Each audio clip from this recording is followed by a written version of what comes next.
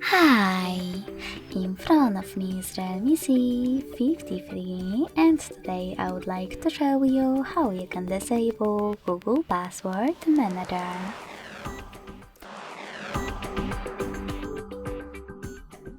Begin by opening Settings and scrolling all the way down to access Google section.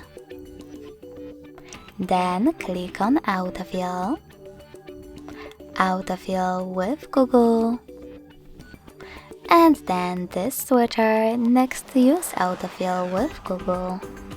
So when I do that, as you can see, Google Manager is off. If you wish to enable your passwords, tap on the same switcher next to use autofill feature. Thanks so much for watching. If you enjoyed this video, don't forget to leave a like, comment and subscribe. Bye!